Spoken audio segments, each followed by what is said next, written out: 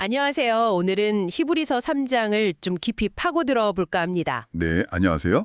이 3장이 예수님하고 모세를 비교하면서 시작하잖아요. 네, 그렇죠.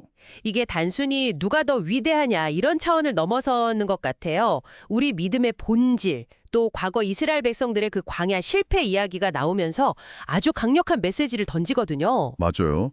시작부터 딱 예수를 깊이 생각하라. 이렇게 권면하잖아요. 네네. 예수님을 사도이시며 대제사장 이렇게 부르면서 우리의 시선을 딱 그분께 고정시키라고 요구하는 거죠. 모세도 물론 하나님의 집에서 신실한 종이었지만 그렇죠. 히브리서는 예수님이 아들로서 그 집을 맡으셨기 때문에 더 큰 영광을 받으셔야 한다. 이렇게 분명히 선언하고 들어갑니다. 그 아들과 종의 비유가 참 인상 깊어요. 집 자체보다 그 집을 지은 사람이 더 존귀하듯이 예수님의 권위나 역할이 모세와는 좀 근본적으로 다르다. 이런 이야기군요. 네, 맞습니다.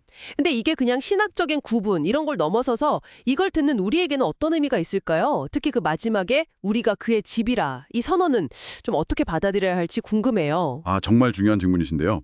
이 비교가 모세를 깎아내리려는 게 절대 아니고요. 네네. 예수님의 그 최종적이고 절대적인 권위를 확실하게 하려는 거예요.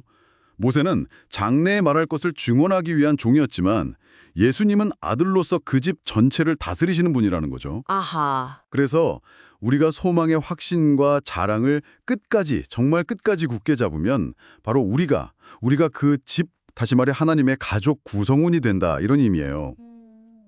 이게 또 뒤에 나오는 경고랑 연결되면서 왜 예수님의 음성에 순종해야 하는지를 더 강력하게 뒷받침해 주는 거죠. 그렇군요.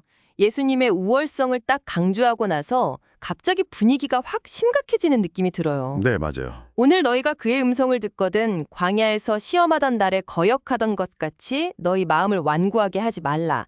이 과거 이스라엘 백성들의 그 뼈아픈 실패 사례를 직접 가져오는데 이 경고가 상당히 무겁게 들립니다. 네, 이게 시편 95편을 인용한 건데요.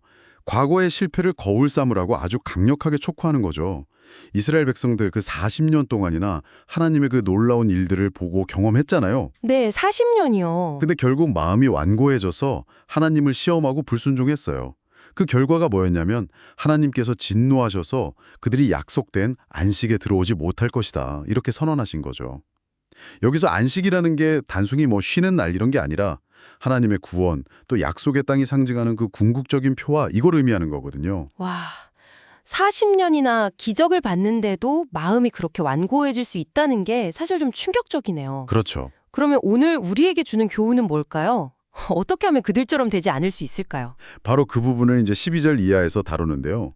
믿지 아니하는 악한 마음을 품고 살아계신 하나님에게서 떨어질까 조심하라 이렇게 딱 경고를 하면서 구체적인 해결책을 제시해요. 해결책이요? 네, 그게 바로 오늘이라 일컫는 동안에 매일 피차 권면해서 너희 중에 누구든지 죄의 유혹으로 완고하게 되지 않도록 하라는 거예요. 매일 서로 권면하라. 네, 그러니까 개인의 어떤 결단, 의지 이것도 중요하지만 공동체 안에서 서로 격려하고 돌보는 게 정말 중요하다는 거죠. 처음 가졌던 그 확신을 끝까지 지키면 그리스도와 함께 참여한 자가 된다는 약속도 같이 주어지고요. 혼자서는 넘어지기 쉬우니까 서로 붙들어주라는 거군요.